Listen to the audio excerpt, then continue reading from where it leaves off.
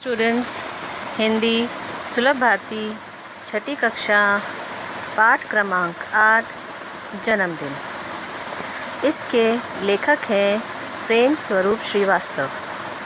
इनका जन्म 11 मार्च 1929 जौनपुर खैरोना में हुआ। इनकी रचनाएं विविध बाल कहानियाँ, बाल नाटक, लेख, रूपक आदि हैं। इनका परिचय आप पिछले 6 दशकों से साहित्य सृजन से संलग्न है। प्रस्तुत कहानी में लेखक ने हमें ये समझाया है कि जल ही जीवन है, इसलिए पानी की बचत करना चाहिए। बिजली और पानी का भंडार सीमित है, अतः दोनों अनमोल हैं। तो चलिए पाठ शुरू करते हैं। जन्मदिन। गर्मी बढ़ने लगी थी। धीरे धीरे उसके तेवर तीखे हो चले।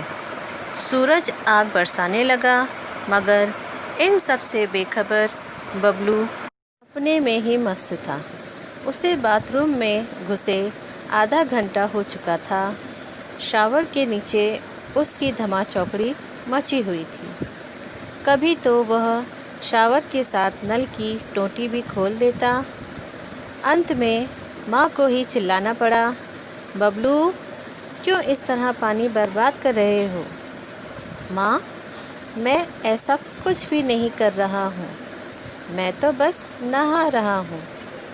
इस गर्मी में मेरा मन तो करता है कि घंटों नहाता रहूँ, बबलू बोला। बबलू की इस आदत से उसके माता पिता दोनों परेशान थे। वह मंजन करते समय देर तक पानी बहाता रहता। स्कूल में भी उसे अपनी इस आदत के कारण डांट खानी पड़ती। वह वहाँ के नल की टोंटी भी अक्सर खुली छोड़ देता। गर्मियों का मौसम था, सूरज भी आग बरसाने लगा, मगर बबलू इन सारी चीज़ों से बेखबर था। वह तो 1 घंटे से बाथरूम में घुसा हुआ था। कभी शावर के नीचे नहाता, तो कभी शावर के साथ नल की टोंटी भी खोल देता। और अंत में माँ को चिल्लाना पड़ा, बबलू इतना क्यों पानी बर्बाद कर रहे हो? बबलू ने जवाब दिया कि मैं ऐसा कुछ भी नहीं कर रहा हूँ, मैं तो सिर्फ नहा रहा हूँ, और गर्मी में मेरा मन तो करता है कि मैं घंटों तक नहाता रहूँ। बबलू की इस आदत से उसके माता पिता परेशान थे। वो मंजन करते वक्त भी नल खुला छोड़ देता था।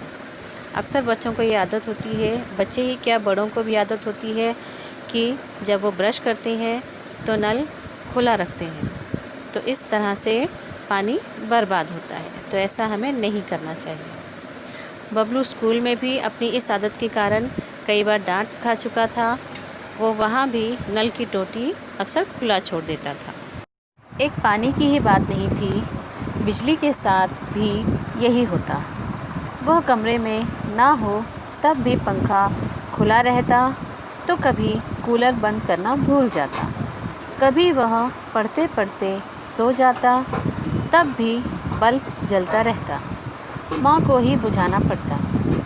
पानी हो या बिजली यानी कि ऊर्जा, दोनों का भंडार सीमित है। दुनिया के सभी लोग ऐसा करने लगे तो क्या होगा? नहाना वहाना तो दूर, लोग एक घूंट पानी के लिए तरसेंगे। सिर्फ पानी की ही बात नहीं थी, बबलू बिजली के साथ भी ऐसा ही करता। वो कमरे में ना हो तब भी पंखा खुला छोड़ देता, कूलर बंद करना भूल जाता, और कभी पढ़ते पढ़ते ऐसे ही सो जाता। तब भी बल्ब जलता रहता और माँ को ही आकर बुझाना पड़ता। पानी या बिजली यानी कि ऊर्जा, दोनों का सीमित भंडार है। दुनिया के सारे लोग अगर ऐसा करने लगें तो क्या होगा बताइए?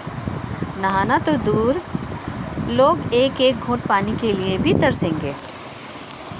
लेकिन यह बात बबलू की समझ में बिल्कुल ना आती। माँ और पापा दोनों ही उसमें सुधार लाना चाहते थे, पर उन्हें कोई उपाय नहीं सूझ रहा था।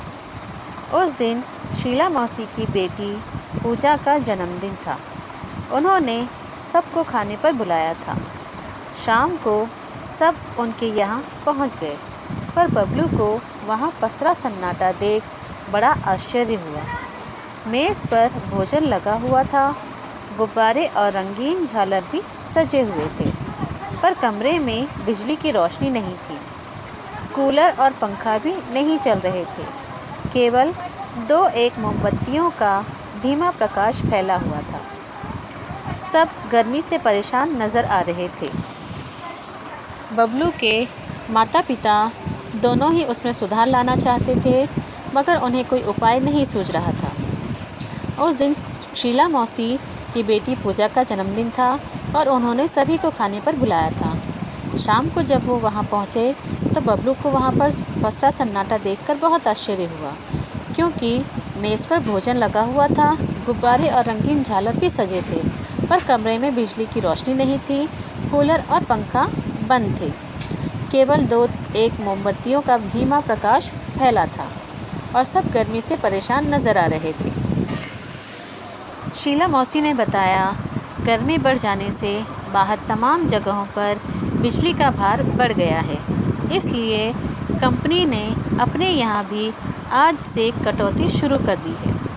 आज कॉलोनी के इस ब्लॉक में कटौती हुई है, फिर बारी बारी दूसरे ब्लॉकों में कटौती करेंगे।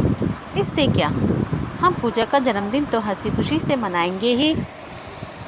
फिर पूजा की माँ ने आरती उतारी और मिठाइयाँ बाँटी। हैप्पी बर्थडे के बोल सभी के मुंह से निकल पड़े। धमा चौकड़ी के बीच बच्चों ने गुब्बारे फोड़े, सभी गुब्बारे और टॉफ़ियों पर टूट पड़े। कुछ देर के बाद सब गर्मी की परेशानी भी भूल गए।